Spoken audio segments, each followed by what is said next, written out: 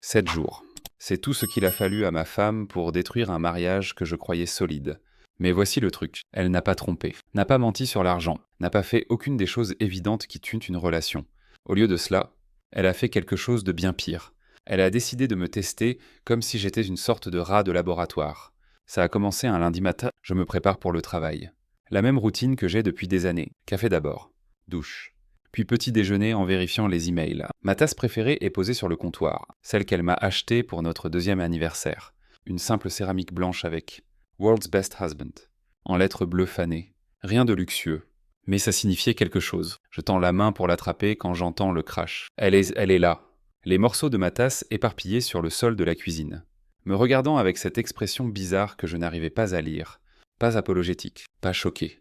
Juste en train de regarder. Oups, dit-elle, enjambant les morceaux cassés. Je suppose que tu devras utiliser une autre tasse. Je fixe le désordre. Puis elle. C'était ma tasse préférée. Elle hausse les épaules, se dirigeant déjà vers la machine à café comme si de rien n'était. Détends-toi, ce n'est qu'une tasse. Il y en a comme 10 autres dans le placard. Quelque chose clochait. Mais j'ai pensé que peut-être elle avait une matinée difficile. On a tous ces jours où tout semble aller de travers. Donc, j'ai pris un essuie-tout, nettoyé les morceaux, et utilisé une autre tasse. Pas grave, hein ?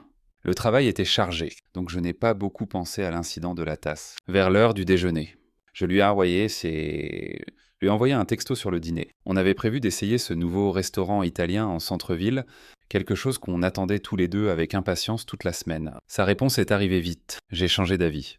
Commandons juste une pizza. Je l'ai appelé. Qu'est-ce qui est arrivé au restaurant italien ? Je n'ai plus envie de sortir. La pizza. C'est plus facile. Mais on avait réservé. Tu étais excité à l'idée d'essayer le ossobuco. Les plans changent. Ce n'est pas si grave. Elle a raccroché avant que je puisse répondre. Le soir venu, je commençais à me sentir comme si je marchais sur des œufs, la tasse cassée. L'annulation du dîner. Rien d'énorme individuellement, mais ensemble. Ça semblait délibéré. Comme si elle testait mes réactions. On a fini par manger une pizza à emporter devant la télé. J'ai essayé de garder les choses normales, en parlant de ma journée, en lui demandant la sienne. Elle donnait des réponses courtes, en scrollant sur son téléphone sans à peine reconnaître ce que je disais. « Tu devrais probablement te changer avant qu'on regarde le film », dit-elle pendant une pause publicitaire. J'ai regardé ma chemise, la chemise bleue à boutons que j'avais portée au travail. Rien de mal avec. Me changer en quoi ? Quelque chose qui ne te fait pas ressembler à quelqu'un qui en fait trop. Tu t'habillais toujours trop quand on reste juste à la maison. Je viens de rentrer du travail. C'est ce que j'ai porté au bureau. Elle a levé les yeux au ciel. Exactement. On n'est pas au bureau. Tu as l'air ridicule en portant ça pour manger une pizza et regarder Netflix. J'avais porté des vêtements similaires à la maison des centaines de fois. Elle ne s'était jamais plainte avant, mais quelque chose dans son ton m'a fait hésiter. Il y avait une pointe là, comme si elle poussait pour voir comment je réagirais. Je suis à l'aise comme ça. Ai-je dit calmement. D'accord. Reste habillé trop si tu veux. Je dis juste que c'est bizarre. Le reste de la soirée s'est passé dans cette étrange tension. Chaque conversation donnait l'impression qu'elle attendait que je réagisse à quelque chose. Comme si elle avait une sorte d'agenda dont je n'étais pas au courant. Quand on est allé au lit, elle s'est tournée sans notre baiser de bonne nuit habituel. Je suis resté allongé là, à fixer le plafond, en repassant la journée, la tasse cassée qui semblait trop pratique, le dîner annulé dont elle avait été excitée, la critique des vêtements avec lesquels elle n'avait jamais eu de problème avant. Chaque incident seul ne signifiait rien, mais ensemble. Il peignait un tableau que je ne voulais pas voir. Et qu'est-ce qu'elle me testait pour voir combien j'en supporterais avant de craquer. L'idée semblait paranoïaque, mais je ne pouvais pas m'en débarrasser. Quelque chose avait changé dans notre dynamique, et je n'avais aucune idée pourquoi. J'ai décidé de lui accorder le bénéfice du doute. Peut-être qu'elle était stressée par le travail, ou qu'elle gérait quelque chose qu'elle ne m'avait pas encore dit. Peut-être que demain serait différent. J'avais tort. Demain serait pire. Mais je n'avais aucune idée que d'ici le jour 3, je découvrirais exactement ce qu'elle faisait. Et plus important, je découvrirais exactement ce que j'étais prêt à tolérer. Alerte spoiler. Ce n'était pas beaucoup. Le mardi matin est arrivé avec la même énergie que la veille au soir. Elle était déjà levée quand je me suis réveillé. Ce qui était inhabituel puisque je suis typiquement le lève-tôt, je l'ai trouvée dans la cuisine, entièrement habillée. Et tenant mes clés de voiture, « J'ai besoin d'emprunter ta voiture aujourd'hui », a-t-elle annoncé sans lever les yeux de son téléphone. Qu'est-ce qui est arrivé à la tienne ? Rien ne lui est arrivé. Je veux juste utiliser la tienne. C'était nouveau, on avait chacun notre propre véhicule, et elle n'avait jamais montré d'intérêt à conduire la mienne avant. Sa voiture était plus récente, plus confortable, avec une meilleure consommation d'essence. La mienne était pratique, mais rien de spécial. D'accord, ai-je dit.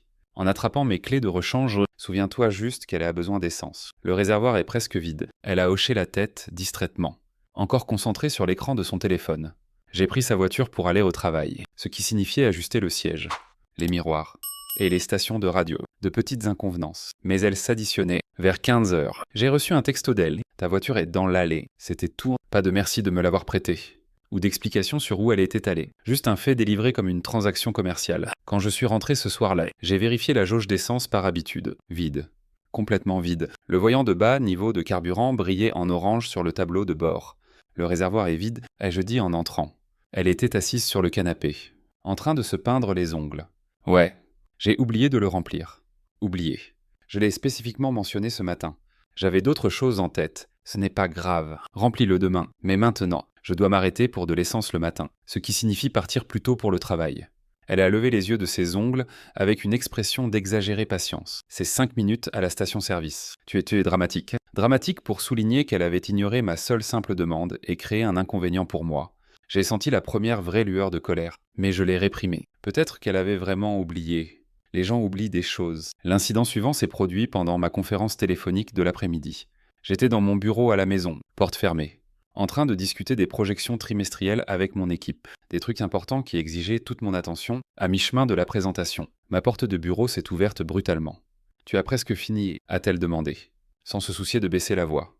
J'ai muté mon microphone rapidement. « Je suis en réunion.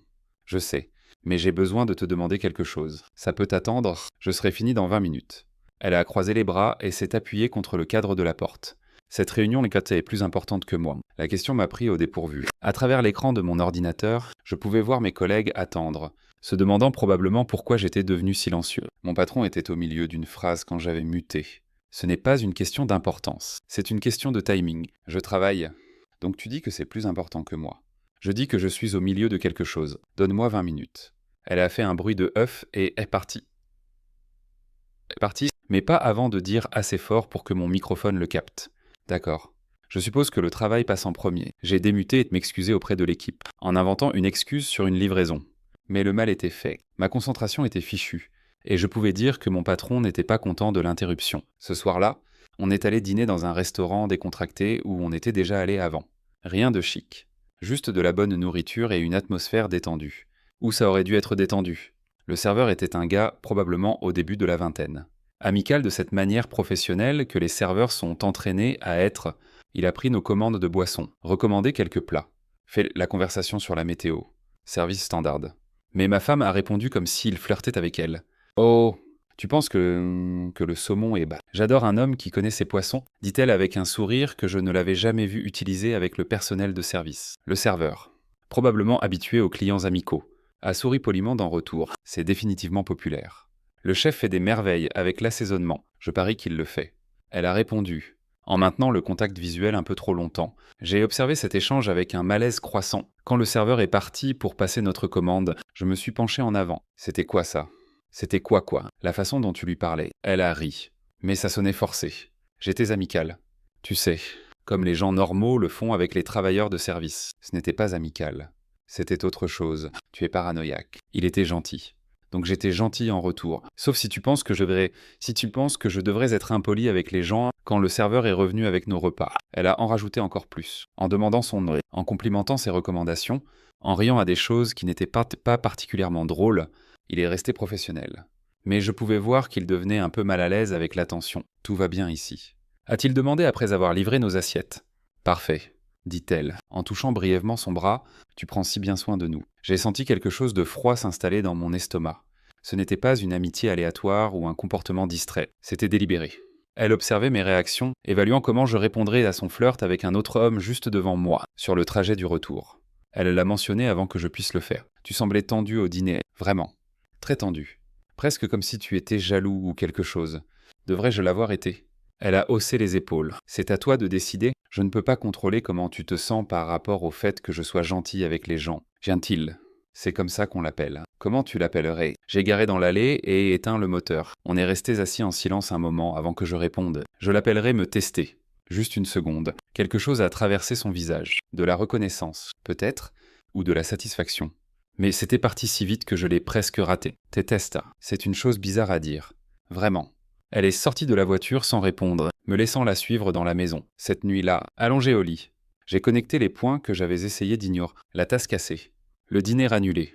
La critique des vêtements, la voiture empruntée rendue vide, l'interruption au travail. Le flirt au restaurant, rien de tout ça n'était aléatoire. Rien n'était accidentel. Elle me testait, poussant systématiquement les limites pour voir combien j'en tolérerais avant de pousser en retour.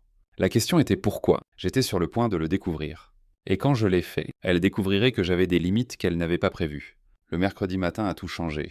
Je me suis réveillé pour trouver mon bureau complètement vidé. Le projet sur lequel j'avais travaillé pendant 3 semaines, esquisses, notes, matériaux de recherche, toutes, avait disparu. Je l'ai trouvé dans la cuisine, en train de manger des céréales tranquillement comme si rien ne s'était passé. Où sont mes papiers de projet? Elle n'a pas levé les yeux de son bol. Quel papier? Ceux qui étaient sur mon bureau, la proposition de restauration pour le centre communautaire. 3 semaines de travail. Oh! Cela, elle a pris une autre cuillerée de céréales. Je les ai jetés. Ils encombraient la table. Les mots m'ont frappé comme de l'eau froide. Tu les as jetés? La table avait l'air en désordre. Je l'ai nettoyée. Je me suis dirigé vers la poubelle et ai commencé à sortir des papiers froissés. Mes notes manuscrites. Esquisses architecturales. Estimation de coût. Minute de réunion. Tout était là, taché de café et froissé. Ce n'était pas de l'encombrement. C'était mon travail. Ce ne sont que des papiers. Tu peux le refaire. Que des papiers. C'était des semaines de recherche. Mesures, calculs, devis de fournisseurs. Elle m'a enfin regardé et il y avait quelque chose dans son expression que je n'avais jamais vu avant. Une froideur qui me donnait la chair de poule. Tu es dramatique. Ce n'est pas si grave. Je l'ai fixé, tenant les papiers ruinés dans mes mains. Quelque chose a cliqué dans mon esprit, comme une pièce de puzzle qui tombe en place. Qu'est-ce que tu fais? Nettoyer la maison. Quelqu'un doit le faire. Non. Je veux dire, qu'est-ce que tu fais vraiment? La tasse. La voiture? Le dîner. Le restaurant, interrompre ma réunion et maintenant ça... Qu'est-ce que tu fais? Elle a posé sa cuillère et m'a regardé avec ce que je ne peux décrire que comme une satisfaction smug. Je te teste. Voilà. La vérité que j'avais tournée autour pendant 3 jours, me tester pourquoi? Pour voir combien tu toléreras avant d'agir vraiment comme un homme et de te défendre, les mots sont restés suspendus entre nous. J'ai senti quelque chose de fondamental changer en moi, comme une porte qui claque. La plupart des hommes auraient explosé maintenant. A-t-elle continué? Auraient crié, exigé du respect, m'aurait remise à ma place. Mais toi, tu continues juste à le supporter. Tu es plus faible que je ne le pensais. J'ai posé les papiers sur le comptoir très soigneusement. Quand j'ai parlé, ma voix était calme. Calme mortel? Tu as absolument raison. Elle a cligné des yeux, clairement pas s'attendant à cette réponse. Quoi? Tu as raison. J'ai bien une limite de tolérance. Et tu viens de la trouver. J'ai sorti mon téléphone et ai commencé à passer des appels. D'abord, j'ai changé le mot de passe du Wi-Fi. Puis j'ai appelé la banque et l'ai fait retirer comme utilisatrice autorisée sur ma carte de crédit. Pendant qu'elle regardait avec une alarme croissante, j'ai appelé ma compagnie d'assurance et l'ai retirée de la police automobile. Qu'est-ce que tu fais? A-t-elle exigé. La même chose que tu faisais. Tester les limites. Arrête ça. C'était juste une expérience. Et tu viens de la réussir. J'ai appris exactement ce que j'ai besoin de savoir sur toi. J'ai appelé notre fournisseur d'Internet ensuite, puis la compagnie de téléphone. Chaque compte partagé, chaque commodité qu'elle prenait pour acquis, je l'ai systématiquement retiré de l'accès. Tu ne peux pas être sérieux à ce sujet, a-t-elle dit. Sa voix monta. Tu voulais voir ce que je tolérerais. Il s'avère que je ne tolère pas les gens qui me traitent comme une expérience de laboratoire. Ce n'était pas comme ça. C'était comme quoi alors? Explique-moi comment détruire mon travail et me traiter de faible était censé améliorer notre relation. Elle a ouvert la bouche, puis l'a fermée. Pour la première fois en 3 jours, elle n'avait pas de réponse prête. J'ai continué à passer des appels. Mon avocat était le suivant sur la liste. Salut Dave. J'ai besoin de discuter des procédures de divorce. Peux-tu me caser aujourd'hui? Ça a attiré son attention. Elle a attrapé mon bras. Raccroche le téléphone. J'ai regardé sa main sur mon bras, puis son visage. Dave. Ouais. Je suis toujours là. 15 heures, ça marche bien. J'ai dit raccroche. J'ai terminé l'appel et ai doucement retiré sa main de mon bras. Ne me touche pas. Tu réagis de manière excessive. C'était juste un test pour voir si tu m'aimais vraiment. Et je teste pour voir si tu me respectes vraiment. Pour l'instant, tu échoues lamentablement. Elle a commencé à pleurer alors, de vraies larmes, pas le genre manipulatrice. Mais je ne ressentais rien. La partie de moi qui l'aurait réconfortée, qui se serait excusée et aurait essayé de réparer les choses, était morte au moment où elle m'avait traité de faible. J'essayais de rendre notre relation plus forte, a-t-elle sangloté, en la démolissant morceau par morceau, en voyant combien de manque de respect j'avalerais avant de me défendre. Ce n'était pas censé aller aussi loin. Ça a été censé aller jusqu'où? Qu'est-ce que le jour 5 allait apporter? Elle n'a pas pu répondre à ça non plus. J'ai attrapé mes clés et me suis dirigé vers la porte. Je vais au travail. Quand je reviens ce soir, on va avoir une conversation très différente de celle qu'on a eue. Où vas-tu? voir un avocat, pour découvrir exactement quelles sont mes options quand ma femme décide de me traiter comme son expérience de psychologie personnelle. S'il te plaît, ne fais pas ça. J'ai arrêté à la porte et me suis tourné vers elle. Tu voulais tester mes limites. Félicitations. Tu les as trouvées en conduisant au travail. J'ai ressenti quelque chose que je n'avais pas ressenti depuis des années, de la clarté. Pendant 3 jours. J'avais été confus, essayant de comprendre ce qui arrivait à mon mariage. Maintenant, je savais. Elle m'avait systématiquement manqué de respect pour voir combien j'en supporterais. La question n'était pas pourquoi elle l'avait fait, la question était ce que j'allais faire à ce sujet. Au moment où j'ai atteint mon bureau, j'avais ma réponse. Le bureau de l'avocat sentait le cuir et les vieux livres. Dave gérait les affaires légales pour ma compagnie depuis des années. Mais c'était la première fois que j'avais besoin de ses services pour quelque chose de personnel. Depuis combien de temps ça dure ? A-t-il demandé après que j'ai expliqué la situation ? 3 jours de test actif. Mais en y repensant, il y a eu des incidents plus petits au cours des derniers mois. Je n'avais juste pas reconnu le pattern. Et elle a admis que c'était intentionnel. M'a traité de faible pour ne pas m'être défendu plus tôt. Dave a pris des notes sur son bloc. C'est en fait utile. Ça montre une préméditation plutôt que des problèmes relationnels spontanés. À quel point utile ? Dans un état sans faute. Ça ne change pas beaucoup l'issue du divorce. Mais ça établit un pattern de manipulation psychologique délibérée qui compte pour les discussions sur le soutien conjugal. J'ai passé 1 heure à passer en revue mes options. Les délais. Et ce à quoi m'attendre. Dave était minutieux et direct. Pas d'enrobage de sucre. Pas de faux espoirs sur une réconciliation, juste des faits. Tu sembles assez certain de ça, a-t-il dit en concluant. Quelqu'un qui teste ton amour ne t'aime pas vraiment. Ils aiment le contrôle. Je suis rentré en voiture avec des papiers de divorce dans ma mallette et un serrurier programmé pour demain matin. Mais d'abord, j'avais des arrangements à faire. Quand je me suis garé dans l'allée, sa voiture n'était pas là. Bien. Ça rendrait ça plus facile. J'ai parcouru la maison méthodiquement, en rassemblant ses objets personnels. Vêtements, articles de toilette, bijoux. Livris. Tout ce qui était clairement à elle. Je ne cachais rien ni n'étais vindicatif. J'étais juste efficace. 2 heures plus tard, tout était soigneusement emballé dans des boîtes et des valises. Empilé dans le garage, j'ai laissé une note dessus. Tes affaires. Disponible pour ramassage entre 10h et 18h avec préavis. Puis j'ai changé chaque mot de passe qu'elle pourrait connaître. Email. Compte de streaming. Banque en ligne. Stockage cloud. Si elle voulait tester mes limites, elle était sur le point de découvrir à quoi ressemblaient ces limites en pratique. Elle est rentrée vers 20h, portant des sacs de nourriture à emporter et portant les mêmes vêtements que ce matin. Elle avait pleuré récemment. Son maquillage était barbouillé et ses yeux étaient rouges. « J'ai apporté le dîner », a-t-elle dit timidement. « Ce type d'endroit que tu aimes. » J'étais assis à la table de la cuisine avec mon ordinateur portable, en train de travailler sur une nouvelle proposition de projet, pour remplacer celle qu'elle avait détruite. Je n'ai pas levé les yeux. Tes affaires sont dans le garage. Quelles affaires ? Tes biens, vêtements, objets personnels, tout ce qui est à toi. Elle a posé la nourriture lentement. Pourquoi mes affaires sont dans le garage ? Parce qu'elles n'appartiennent plus à cette maison. Tu ne peux pas juste me virer. C'est aussi ma maison. Vraiment. Parce que quelqu'un qui détruit mon travail et me traite de faible ne semble pas penser à ça comme notre maison partagée. Ils semblent y penser comme à leur installation de test personnel. Je me suis excusé. Non. Tu ne l'as pas fait. Tu as pleuré et dit que ce n'était pas censé aller aussi loin. Ce n'est pas une excuse. C'est du regret d'avoir été prise. Elle s'est assise en face de moi. Qu'est-ce que tu veux que je dise ? Je ne veux pas que tu dises quoi que ce soit. Je veux que tu comprennes que les actions ont des conséquences. D'accord. Je comprends. J'ai fait une erreur. Tu as fait un choix, de multiples choix sur de multiples jours. La seule erreur était de penser que je tolérerais indéfiniment. Elle a tendu la main à travers la table vers la mienne. Je l'ai éloignée. Ne me touche pas. On peut surmonter ça. Non, on ne peut pas. Tu as testé si je t'aimais assez pour tolérer le manque de respect. J'ai testé si tu me respectais assez pour ne pas le distribuer.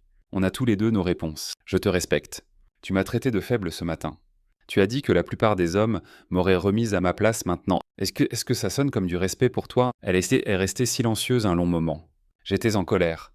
Tu étais honnête. Peut-être pour la première fois en semaine, j'ai fermé mon ordinateur portable et me suis levé. Le serrurier vient demain matin. Tu as jusqu'à là pour prendre tout ce dont tu as besoin d'autre. Tu changes les serrures. Je sécurise ma maison contre les gens qui ne la respectent pas. C'est insensé. Tu détruis notre mariage pour quelques mauvais jours. Je ne détruis rien. Tu l'as déjà fait. Je nettoie juste les débris. Elle m'a suivi vers les escaliers et le counseling et essayé de réparer ça. Qu'est-ce qu'on dirait aux conseillers ? Que tu m'as systématiquement manqué de respect pour voir combien j'en supporterais. Et maintenant tu es surprise que la réponse soit pas beaucoup. On pourrait dire qu'on avait des problèmes de communication. J'ai arrêté dans les escaliers et me suis tourné vers elle. C'est ce que tu penses que c'était des problèmes de communication. Je pense qu'on a tous les deux fait des erreurs. Quelle erreur ai-je faite? Elle a ouvert la bouche, puis il l'a fermée. Elle ne pouvait pas répondre parce qu'il n'y avait pas de réponse. Je n'avais rien fait de mal sauf tolérer son comportement pendant 3 jours de plus que je n'aurais dû. Le mot de passe du Wi-Fi est changé, ai-je dit. Ainsi que la carte de crédit et l'assurance auto, considère ça comme une partie de tes résultats de test. Tu ne peux pas me couper de tout. Regarde-moi. Je suis monté à l'étage et ai fermé la porte de la chambre. Pas claqué. Fermé. Calmement et délibérément, comme tout ce que j'avais fait depuis ce matin. À travers la porte. Je pouvais l'entendre bouger en bas, ouvrir des placards, vérifier des tiroirs. Probablement en découvrant toutes les petites façons dont son accès à notre vie partagée avait été révoqué. First minute. Elle a frappé à la porte de la chambre. Peut-on s'il te plaît parler de ça? On a parlé. Ce matin, tu m'as dit exactement ce que tu pensais de moi, et je t'ai entendu haut et fort. Je ne le pensais pas. Si, tu le pensais, tu pensais chaque mot, tu n'attendais juste pas de conséquences. La maison est devenue silencieuse après ça. Je suis resté allongé au lit à fixer le plafond, en ressentant quelque chose que je n'attendais pas à ressentir. Du soulagement. Pendant 3 jours. J'avais marché sur des œufs, essayant de comprendre ce qui n'allait pas avec ma femme. Maintenant, je savais ce qui n'allait pas avec elle. Et plus important, je savais que ce que j'allais faire à ce sujet. Demain n'apporterait de nouveaux tests. Mais cette fois, ce serait moi qui les administrerais. Le jeudi matin est arrivé avec le son du van du serrurier dans mon allée. J'étais levé depuis 5 heures, buvant du café et regardant le lever du soleil à travers la fenêtre de la cuisine. Elle était encore endormie à l'étage, ou faisait semblant. À 7h30, chaque serrure de la maison avait été changée. Nouvelle peine dormant, nouvelle poignée, nouveau code de porte de garage. Le serrurier m'a remis 2 jeux de clés et une facture. Situation domestique. A-t-il demandé calmement. Quelque chose comme ça. Bonne chance. Mec, j'espère que ça s'arrange. Je l'ai remerciée et suis rentré. Elle était dans la cuisine. Encore dans les vêtements d'hier. Ayant l'air de ne pas avoir beaucoup dormi. Les serrures sont changées, ai-je dit, en posant une clé sur le comptoir. Celle-ci ouvre la porte d'entrée, c'est ça. Elle a fixé la clé unique, et le garage. La porte arrière. Et alors, comment suis-je censé entrer? Par la porte d'entrée, avec préavis. Comme la note le disait, c'est aussi ma maison, vraiment. Parce que hier, tu as rendu clair que tu vois cet endroit comme ton laboratoire personnel et moi comme ton sujet de test. Elle a ramassé la clé et l'a tournée dans sa main. Je ne peux pas vivre comme ça. Tu n'as pas à le faire. Tes affaires sont encore dans le garage. Où suis-je censé aller? Ce n'est plus mon problème. Les mots sont sortis plus froids que je ne l'avais prévu, mais je ne les ai pas retirés. Elle avait passé 3 jours à démonter systématiquement mon sentiment de sécurité dans ma propre maison. Maintenant, elle découvrait ce que l'insécurité ressentait. Mon téléphone a buzzé avec un texto de Dave. Papier prête pour signature. Peux-tu venir cet après-midi? J'ai répondu par texto. 14h, ça marche. Elle me regardait taper. C'était qui? Mon avocat. Tu fais vraiment ça. Je t'ai dit hier que je faisais ça.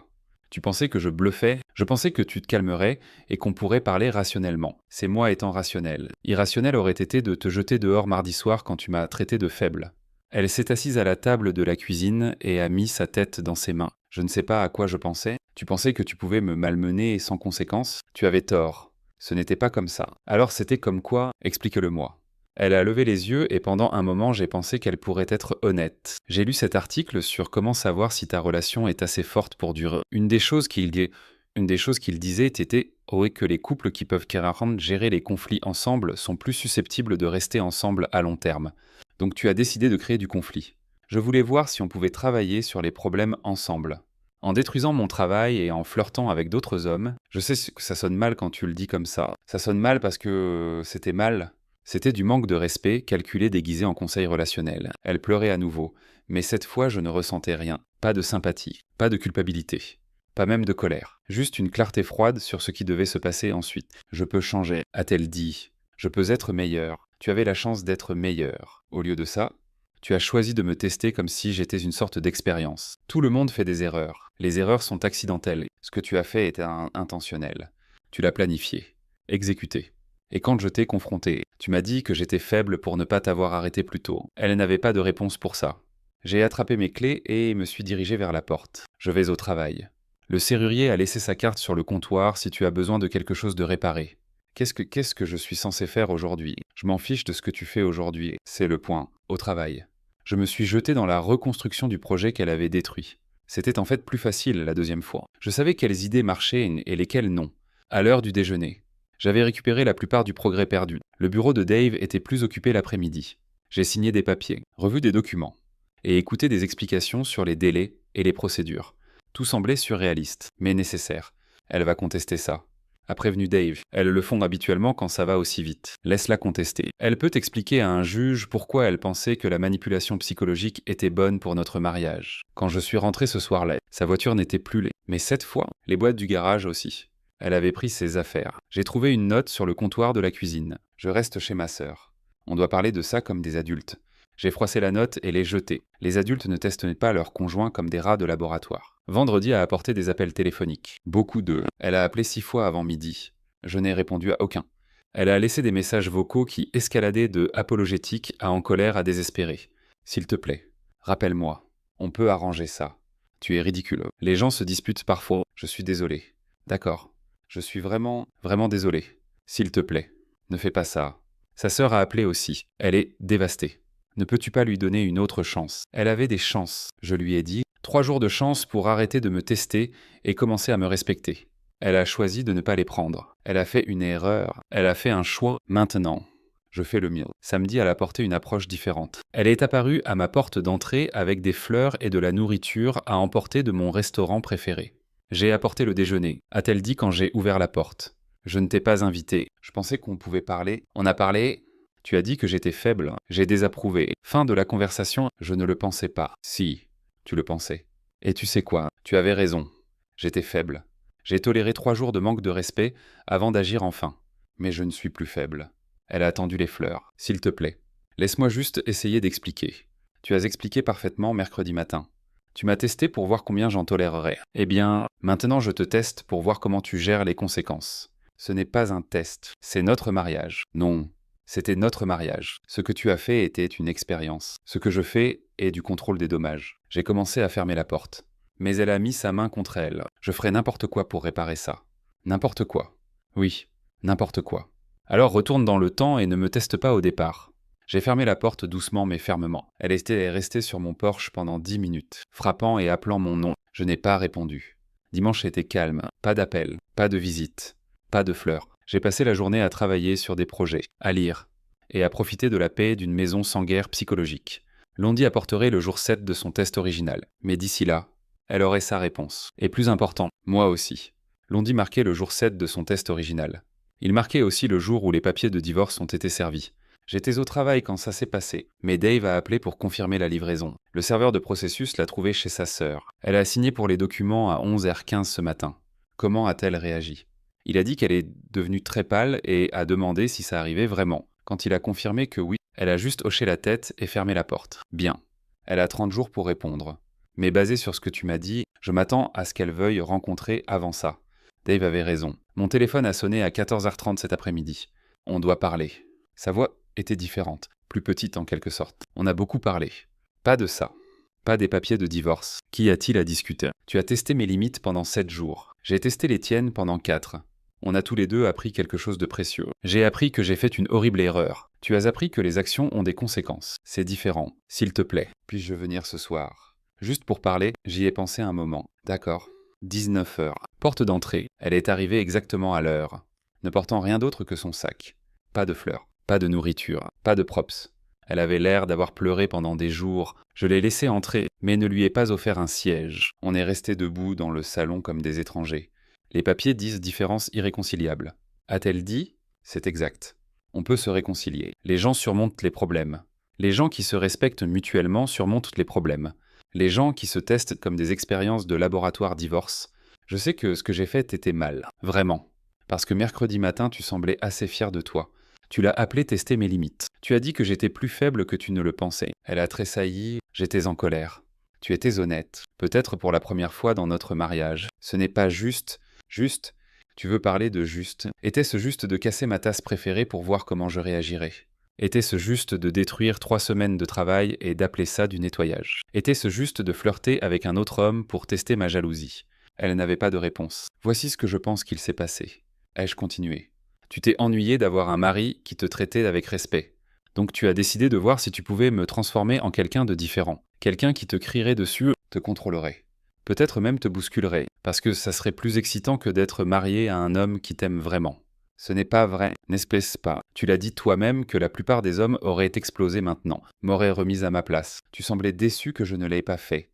Des larmes coulaient sur son visage. Mais je ne ressentais rien. La partie de moi qui l'aurait réconforté était partie. Je ne veux pas de divorce, a-t-elle murmuré. Je ne veux pas d'une femme qui me teste. On a tous les deux des problèmes. Je peux changer. Tu avais la chance de changer. Chaque matin pendant 3 jours. Tu t'es réveillé et as choisi de continuer le test. Tu as choisi de l'escalader. La seule chose qui t'a arrêté était moi trouvant mon courage. Donc maintenant quoi? Maintenant tu signes les papiers et on divise nos biens. Tu vas trouver quelqu'un qui aime les jeux psychologiques. Et je trouve quelqu'un qui connaît la différence entre l'amour et la manipulation.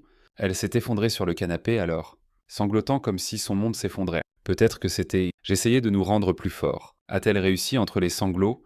Tu essayais de me briser. Il y a une différence. Je me suis assis en face d'elle, pas à côté. La distance semblait importante. Sais-tu quelle est la pire partie? Ai-je demandé. Elle a levé les yeux, mascara coulant sur ses joues. La pire partie est-ce que je t'aimais vraiment? Au passé. Je t'aimais assez pour tolérer 3 jours de manque de respect systématique en essayant de comprendre ce qui n'allait pas. Et tu as confondu cet amour avec de la faiblesse. Je t'aime encore. Non. Tu ne m'aimes pas. Tu aimes l'idée de me contrôler. Tu aimes le pouvoir que tu pensais avoir sur moi. Mais tu ne m'aimes pas. Comment peux-tu dire ça? Parce que les gens qui s'aiment ne font pas d'expérience l'un sur l'autre. Ils ne testent pas les limites et ne poussent pas les frontières juste pour voir ce qui se passe. Ils se respectent. Elle a essuyé ses yeux avec le dos de sa main. Et si je refuse de signer? Alors tu expliqueras à un juge pourquoi tu pensais que détruire mon travail et me traiter de faible était bon pour notre mariage. Je suis sûr que ça ira bien pour toi. Tu es différent. Tu as raison, je suis différent. Je suis un homme qui connaît sa valeur maintenant. Merci de m'avoir appris ça. Elle s'est levée lentement. C'est vraiment ça. C'était vraiment ça mercredi matin quand tu m'as dit que j'étais faible.